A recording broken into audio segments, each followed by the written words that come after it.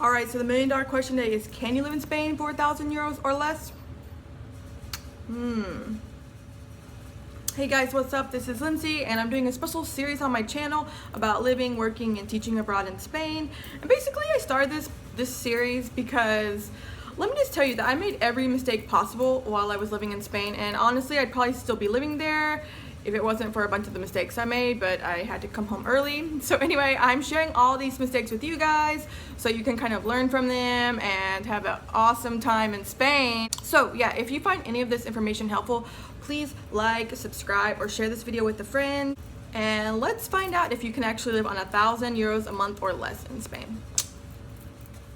Alright guys, so this video is specifically for people who've applied to or are interested in applying to a North American Language and Cultural Ambassadors Program. And this is a program to teach English in Spain as a teaching language assistant for English in either a public elementary school or high school. The high schools are middle school, high school combinations. So anyway, usually if you get assigned to Madrid, you're going to get 1,000 euros a month. If you get assigned to any other region outside of Madrid, including Barcelona and the islands, you're going to make 700 euros a month.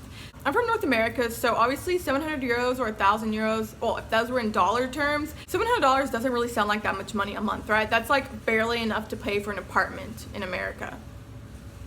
But the good news is the living expenses in Spain are actually way cheaper than they are in the United States, so thumbs up for that.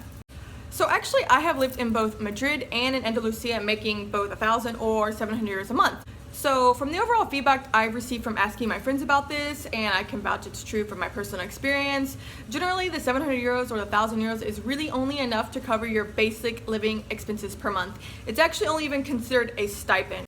So if you have a really simple lifestyle and you don't really care about traveling outside of Spain too much or making crazy trips every other weekend, then what you're gonna make in the program is probably enough for you to just enjoy your time teaching at school, going home, cooking the food that you bought from Mercadona, which is like the biggest shopping chain or grocery store in Spain, sending your friends a few texts on what's up, catching the Damas bus from Sevilla to Jerez, whatever.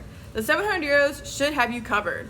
Now, if traveling to like every single country in Europe is your thing, or you like love shopping sprees at Bershka or Blanco or Pull&Bear or Zara or whatever, you're definitely gonna hit up some tutoring classes to make that happen. Now, the good news is it's almost like expected if you're a language assistant to tutor in Spain. Probably after the first week, you're gonna have moms or teachers or somebody be like, oh, tutor my son, tutor my daughter, whatever, you know? But make sure you like check out what the going price is for the area that you live in so you don't get ripped off and start charging 5 euros an hour because you live in a pueblo in the middle of nowhere. Trust me, no. Know your worth, okay? True story, when I was in Madrid, like I have a master's I've been teaching for like 10 years. And the first week this mom was like, hey, can you tutor my son? I charged like 20 last year. And I was like, and honestly, I don't really like tutoring that much. And I was like, it's only gonna be worth it to me if I tutor for 25 an hour, 25 euros an hour. So I told her, I was like, hey, I have a master's, I have a lot of experience, 25 euros an hour is my rate, whatever. And honestly, she texted back, great, okay, see you next Wednesday. So know your worth. That's my advice. Now, for living in anywhere outside of Madrid, personally, well, when I lived in Andalusia, personally, 700 euros was like definitely enough money to get by. Definitely try and aim to get your apartment for 200 euros or less per month. This is pretty reasonable for a shared apartment. Then you'll have 500 euros left over for the month for other expenses. In Madrid, I would really try and shoot for 400 euros a month or less, including extra expenses like water, heat, etc. If you have under 400 euros a month, then I feel like 600 euros left over is gonna take care of any extra expenses you might have.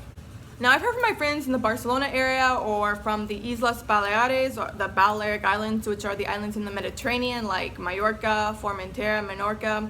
People who lived in those areas, including Barcelona, they really struggle because it's a touristy area and therefore a lot of prices for living and for food are relatively high. And so almost all of them said that they had to tutor no matter what. Or they had to do something to make extra money on the side to really make ends meet per month. So if you plan on traveling or you love shopping like I mentioned earlier, definitely gonna wanna pick up some extra tutoring classes.